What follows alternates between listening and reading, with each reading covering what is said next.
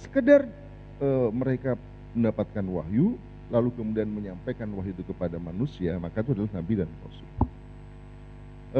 Kemudian Rasulullah Muhammad itu bukan hanya sebagai seorang rasul yang menyampaikan risalah, menyampaikan dalam pengertian menyampaikan, mengajarkan, dan semacamnya, tapi beliau juga menjadi pemimpin dalam negara. Pemimpin ya. Pemimpin negara artinya kalau itu berarti kalau pemimpin negara itu bukan sekedar menyampaikan, tapi menerapkan risalah atau ajaran yang beliau ajarkan.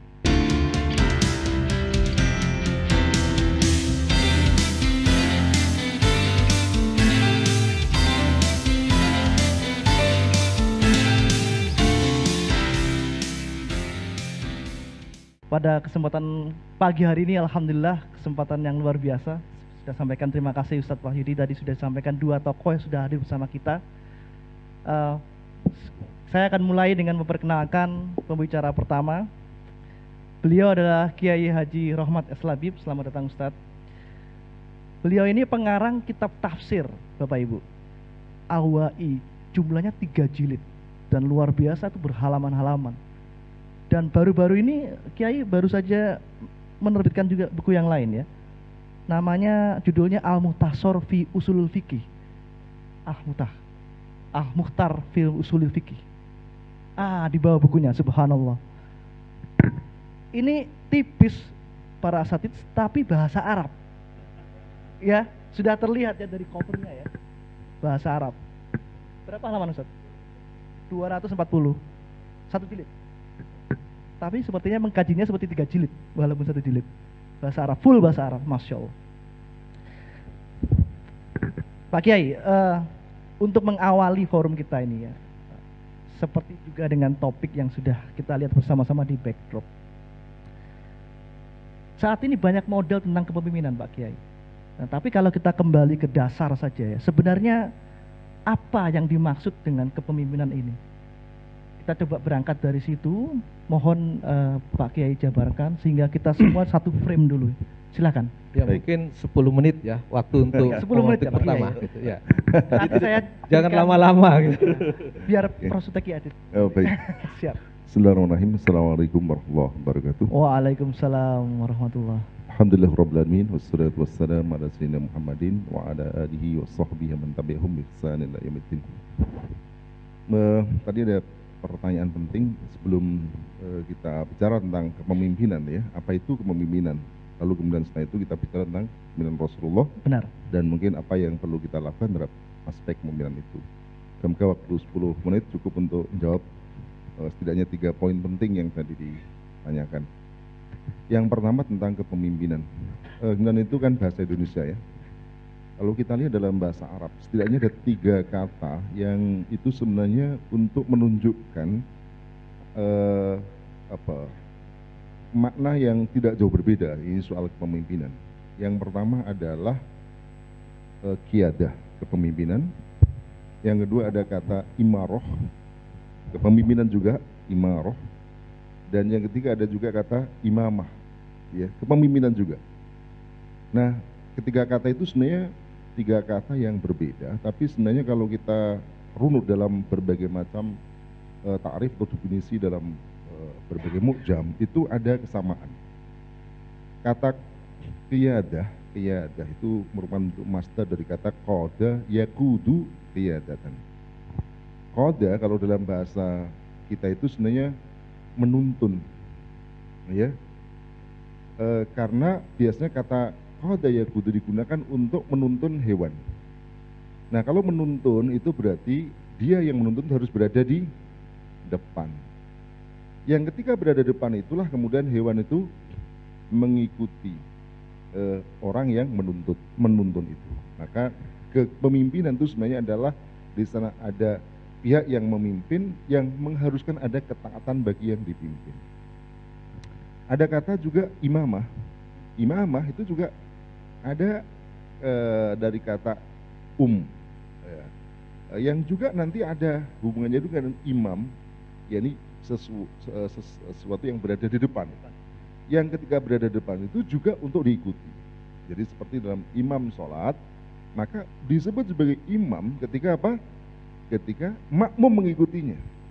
ada 10 orang sholat, kalau kemudian ada imam depan, ketika dia ruku, makmumnya enggak ada ikut ya ikut ruku sendiri.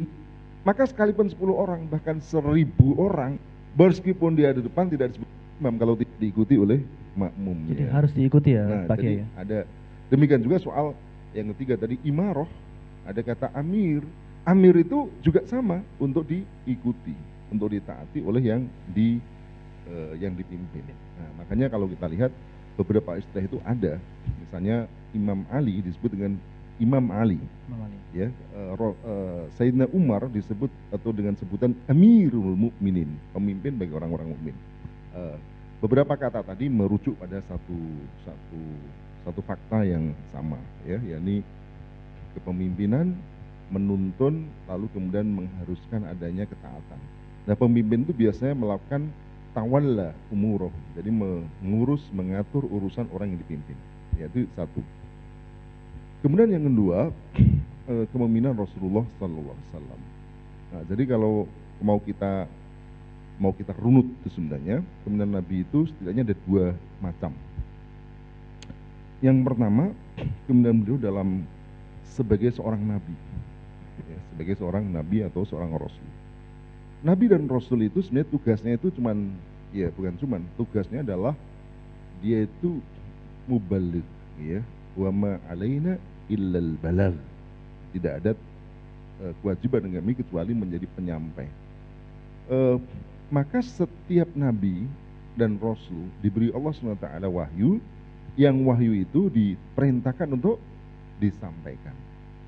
Apakah kemudian orang lalu kemudian ikut atau tidak, itu tidak menjadi kewajiban bagi Rasul, ya. Maka kalau kita lihat sebagian nabi dan Rasul itu tidak diikuti oleh kaumnya, bahkan ada di antara mereka yang dibunuh oleh kaumnya. Ya. Sekedar mereka mendapatkan wahyu, lalu kemudian menyampaikan wahyu itu kepada manusia, maka itu adalah nabi dan Rasul.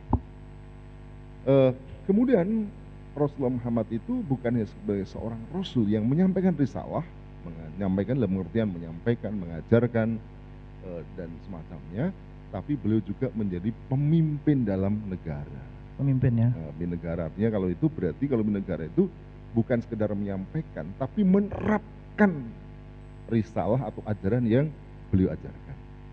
Tidak semua Rasul itu adalah juga pemimpin negara. Kalau kita lihat sebelum Rasulullah ada namanya Nabi Daud, nah itu seorang raja. Demikian juga Nabi Sulaiman. Nabi Musa itu baru menjadi seorang nabi dan rasul. Belum sampai Nabi Musa itu punya negara. Ya. Nabi Isa demikian juga. Ya, tidak semua nabi dan rasul itu sekaligus kepala negara yang menerapkan hukumnya. Dan tentu saja ada banyak raja, pemimpin yang dia bukan nabi. Nah, Rasulullah SAW itu dua-duanya menjadi seorang nabi dan rasul, sekaligus beliau adalah seorang pemimpin atau kepala negara. Nah, kalau ditanyakan kapan beliau menjadi nabi dan kapan menjadi kepala negara, maka kita lihat secara faktual, begitu wahyu pertama turun pertama kali, Iqra bismi rabbikal ladzi khalaq, maka saat itu beliau menjadi seorang nabi. Kemudian pada kapan beliau menjadi kepala negara? Yakni pada saat beliau di Baiat Al-Aqabah yang kedua. Aqabah kedua itu kalau kita lihat adalah, kalau lihat bunyinya itu serah terima kepemimpinan dari para kabilah-kabilah ke Madinah kepada Nabi untuk menjadi pemimpin. Buktinya apa? Dalam lafaz baiat itu disebutkan bayatna ala Rasulillahi ala sam'i wa ta'ah. Bunyinya lafaz Nah, Aqabah yang kedua diantara ya, gitu. Kami bait Rasulullah untuk as-sam'i mendengar, wa ta'ah dan taat. Jadi kalau yang didengar ditaati, tak lain adalah sebagai seorang kepala negara. Dan kepala negara yang semakin terbukti ketika beliau hijrah ke Madinah, beliau disambut bukan hanya sebagai seorang nabi, tapi juga seorang kepala negara. Apa buktinya bahwa beliau adalah kepala negara? Ya banyak. Ya, kepala negara itu diantaranya tugasnya adalah memerintah rakyatnya, membuat keputusan-keputusan, mengadili perkara-perkara presiden di antara rakyatnya. Jadi Nabi SAW ketika ada rakyatnya selisih, beliau menjadi pemutus. Beliau juga yang menentukan kapan perang dan kapan damai. Perang sekian banyak perang, kalau dalam sejarah itu Rasulullah SAW perang itu sebanyak 24. Ada yang mengatakan 26, bahkan ada yang mengatakan 28 kali ya dalam selama hidupnya. Artinya kalau kita lihat tuh beliau yang menentukan, tidak boleh kecuali beliau perang. Beliau juga yang membuat kapan berhenti perang dan kapan perdamaian. Misalnya ada perdamaian dengan dengan kaum Quraisy ya, dibuatlah perdamaian Sulhul Hudaybiyah. Beliau juga mengangkat duta-duta yang dikirim untuk menemui para raja. Sekali lagi itu semua tidak mungkin dilakukan kecuali seorang kepala negara. Dan menjadi semakin jelas ketika Rasulullah SAW wafat, yantakila rofiqila ala, maka beliau digantikan oleh Sayyidina Abu Bakar, bukan sebagai nabi tapi sebagai pemimpin. Kepala negara. Dan Umar lebih jelas lagi, bagaimana mungkin pada masa Sayyidina Umar yang tadi disebut Sayyidina Umar itu nomor 5 itu di dalam buku itu, orang paling berpengaruh di dunia. Karena pada saat beliau itu juga wilayah kekuasaan Islam yang tadinya bukan hanya itu luas Jazirah Arab. Jazirah Arab kalau saya baca itu ternyata dataran Jazirah itu lebih luas daripada dataran Indonesia. Memang kalau Indonesia wilayahnya dengan laut kalah, tapi kalau cuma datarannya saja ternyata lebih luas dari Jazirah Arab. Nah itu sampai pada masa itu Umar sampai ke mana, Mesir, sampai ke Persia, begitu luasnya, dan jadi pemimpin negara sampai kemudian khilafah khalifah berikutnya sampai khilafah Utsmaniyah. Itu adalah kepemimpinan warisan Nabi Sallallahu Alaihi Wasallam. Nah jadi kalau kita bicara tentang Nabi itu sebenarnya beliau sudah dilakukan dan diamalkan, ditiru, diwarisi oleh para sahabat Nabi. Terakhir sebelum ini saya ingin sampaikan, jadi begini, Islam ini memang Allah turunkan itu bukan sekedar konsep. Kalau konsep itu ada dalam Al-Quran, konsep itu ada dalam hadis-hadis Nabi, ucapan-ucapan Nabi SAW. Tapi sebenarnya tidak hanya konsep, tapi sudah sampai praktek. Jadi kalau sekarang orang Islam itu misalnya gimana hidup tanpa pemimpin? Rasulullah pernah menjadi rakyat. Nah, itu bisa menjadi tiru. Bagaimana umat Islam kalau menjadi pemimpin seperti Rasulullah SAW berada di Madinah? Itu. Bagaimana meraih kepemimpinan? Bagaimana berjuang Nabi sampai mendapatkan? Menjadi lengkap. Dan bahkan ketika Rasulullah SAW wafat, beliau bukan hanya meninggalkan Quran, meninggalkan sunnah, tapi sudah meninggalkan negara. Kalau Prof. Ki mungkin bisa menjelaskan, namanya negara itu mesti ada wilayah, ada rakyat, ada pemerintahannya itu yang menerapkan sebuah undang-undang. Nah, Nabi itu pada saat beliau wafat itu sudah wilayahnya jelas, rakyatnya ada, hukumnya ada, pemerintahnya ada. Jadi sudah ada. Jadi istilahnya umat Islam itu tidak perlu mendirikan negara baru saat itu karena sudah diwarisi. Peninggalannya Rasulullah ya, Pak Kiai ya. Iya. Jadi Sayyidina Abu Bakar itu cuma mewarisi apa yang diberikan tinggal Rasulullah. Demikian juga khalifah-khalifah berikutnya mewarisi. Sehingga sebenarnya kalau kita bicara tugas umat Islam itu gampang karena tinggal mewarisi, meneruskan, melanjutkan, mengembangkan, tidak berbeda dari itu. Nah, terakhir soal kepemimpinan ini yang paling penting kalau kita bicara pemimpin, Rasulullah mengajarkan pemimpin itu haruslah memimpin dengan Quran, memimpin dengan Islam. Saya sampaikan sebelum nanti saya jawab, itu ada satu hadis ini diriwayatkan oleh Imam Muslim dan beberapa imam-imam yang lain, itu ada beberapa hadis. Tapi intinya itu sama, bunyi pendeknya begini, walawis tu'mila abdun yakudukum bi kitabillahi azza wa jalla fasma'u lahu wa ati'u. Kalimatnya coba perhatikan tuh, walawis tu'mila abdun, seandainya kamu itu dipimpin oleh seorang budak. Nah, kata seandainya itu sebenarnya itu untuk budak itu dalam pengertian itu grade yang paling rendah lah. Ya. Kok budak jadi pemimpin? Nah, ini kalau dalam majas bahasa Arab itu masuk majas makana. Jadi sebelumnya. Misalnya wa atul yatama amwalahum, berikanlah harta anak yatim kepada mereka. Nah, yatama itu maksudnya bukan sudah saat yatim tapi setelah menjadi yatim. Setelah Kalau menjadi yatim. sebelumnya budak. Nah, budak itu kata Nabi yakudukum. Nah, menggunakan koda yakudu, memimpin.